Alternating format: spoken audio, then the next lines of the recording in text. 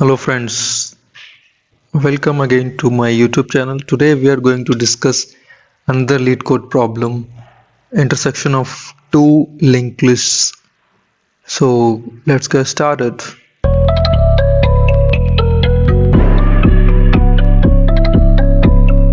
Write a program to find the node at which the intersection of two singly linked lists begins. Let's jump to the blackboard.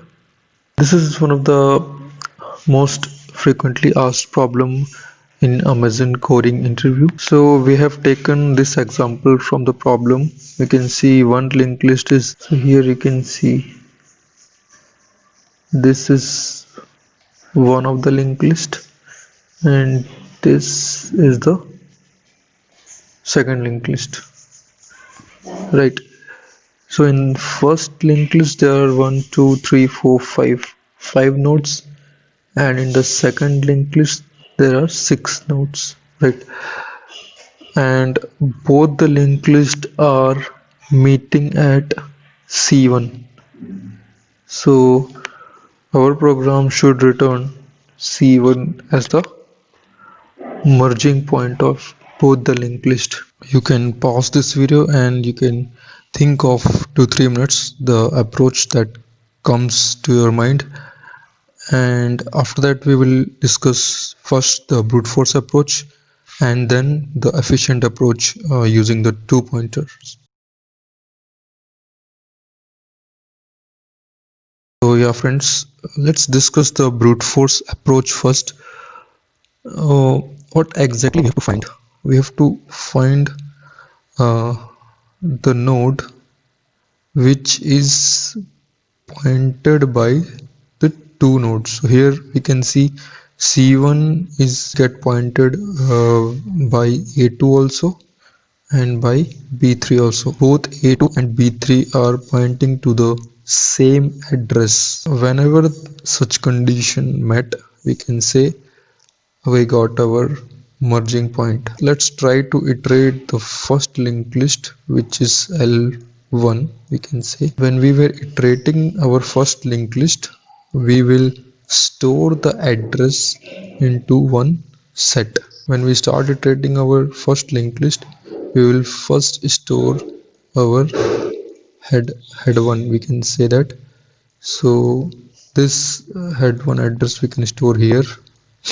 After that, when we are iterating, we can say h1 dot next, right?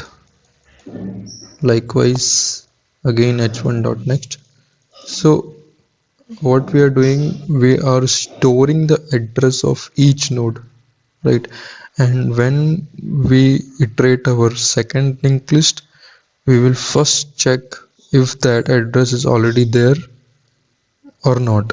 If it is there, then we will just return that address from the hash set, and if it is not there, and when we reach at the end of our linked list 2, we can say that there is no merging point, right? So in this approach we are using a hash set, and we can say we are using a memory of big of n, and also we are from the L1 plus L2, and the space will be big of n, right? So can we do it in more efficient way? Let's think of the solution which doesn't require any memory location. Let's discuss the efficient approach. So in this example I have highlighted this, that we can calculate the length of the first linked list and we can name it as len1, and similarly we can calculate the length of the second linked list, which we can name as len2. So that code I will show you later, like how to calculate the length of a linked list. And once we get both the length, clearly see that len2 is greater than len1. Okay, so what does it mean? We can clearly see that if we try to make a partition here, something like this, right? So from if we remove this b1, both the linked list will be of same length, right? And if we start two pointers, one from here and the other from here, right, and both pointer will will be moving ahead by one node, and when this pointer will pointing to this C1 node, and when this other pointer is also pointing to the C1 node, we can say that we got our solution, we got our node, right? So if we have if we if we get to know which linked list is greater, and we will get the difference. So let's here we can say alien 1 is of 1 2 5, right, and alien 2 is of 6. So 6 minus 5 will be 1. So the second linked list, for the second linked list, if we first move the pointer from one node, and then we move both the first pointer and the second pointer one node, right?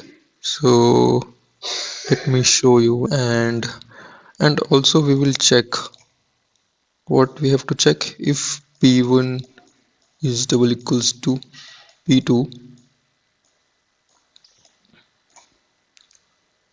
if that thing is happened, then just return anything. We can return p1 also, or we can return p2 also, right? So in that case, just return p1, and if this doesn't happen, then at the end we just return a null. So yep, that is the approach, and in this we will only require big O of n time and big O of one space, because we are not using any space, we are using two pointers. Let's quickly jump to the solution part of it. So here we have defined two more methods. One is get linked list length and the other is move list. So the get linked list length will give us the length of any linked list, and it is taking a list node head. So how we are calculating the linked list length? We have taken a temporary variable which is current head, and and an integer variable alien which will finally having the length of that linked list.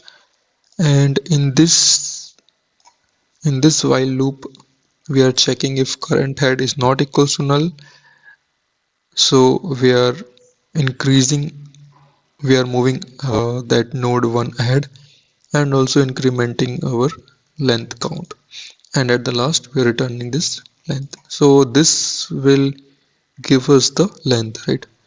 So let's see the code. So I have defined a variable len a and called this function with head a, right? So len a will be having, if we take this example, len a will be having 5 and len b will be having 6, right? And here we have defined two temporary heads, because we don't have to touch head A and head B, right? So what we are doing here, so here we are checking if length A is greater than length of B, then we will take the difference, and we will call our another method move list, which will take the difference and head. Okay, let's see this code of move list. Move list is only doing only moving that pointer, that head, to up until that difference, right? So here we have difference 1, so we are checking while difference is not equals to 0, head equal to head dot next, and we are decrementing our difference variable, and at the end we are returning the same pointer which we are calling it as head, right? So here we are returning the head one, Okay, and the similar what we have written in the else part. So in the first if part, if first linked list is greater, so we are passing the head 1. If the second linked list is greater, we are passing the head 2.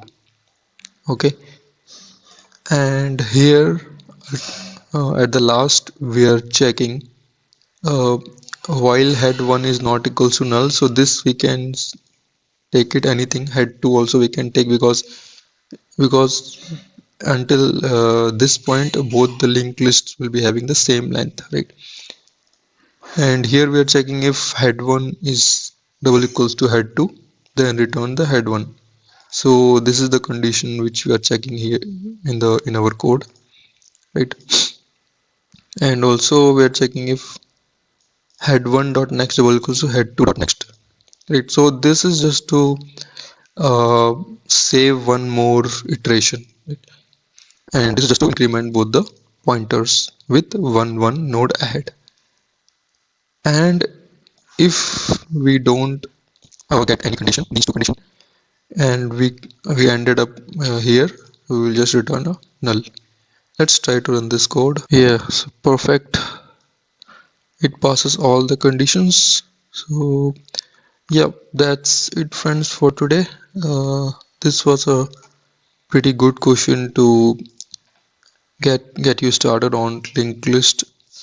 And if you try to solve this problem, you will get a clear understanding on how linked list work, how you can find the length of a linked list, all those kind of problems. So I will be covering all the concepts of linked list in this playlist. Try to follow all those problems.